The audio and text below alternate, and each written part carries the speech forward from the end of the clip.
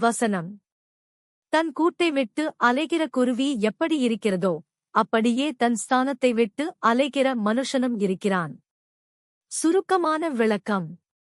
இந்த வசனம் ஒரு மனிதன் தன் பொறுப்பு, குடும்பம் அல்லது அழைப்பை, ஸ்தானத்தை விட்டு விலகிச் செல்வதால் ஏற்படும் ஆபத்தை ஒரு பறவையின் உதாரணத்தைக் கொண்டு விளக்குகிறது. 1. பாதுகாப்பின்மை. ஒரு குருவி தனது கூட்டை விட்டு தேவையில்லாமல் அலைந்தால் அது வேட்டைக்காரர்களிடமிருந்தோ அல்லது இயற்கை சீற்றங்களிலிருந்தோ தப்பிக்க முடியாது. அதுபோல ஒருவன் தனக்குரிய இடத்தையும் கடமையையும் கைவிடும்போது அவன் பாதுகாப்பற்ற நிலைக்கு தள்ளப்படுகிறான். 2. அலைச்சல். தன் வீட்டை அல்லது நிலையான இடத்தை விட்டு விலகும் நபர் அமைதியின்றி அலைந்து திரிகிறார்.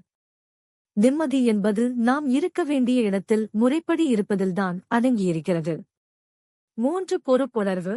இந்த வசனம் நம்முடைய குடும்பம், வேலை மற்றும் சமூக கடமைகளில் உண்மையாக நிலைத்திருக்க வேண்டும் என்பதை வலியுறுத்துகிறது. சுருக்கமாகச் சொன்னால், ஒருவர் தனக்குரிய எல்லையைத் தாண்டி தடம் மாறும்போது அவர் அலைச்சலையும் அழிவையுமே சந்திப்பார் என்பதே இதன் சாராம்சம்.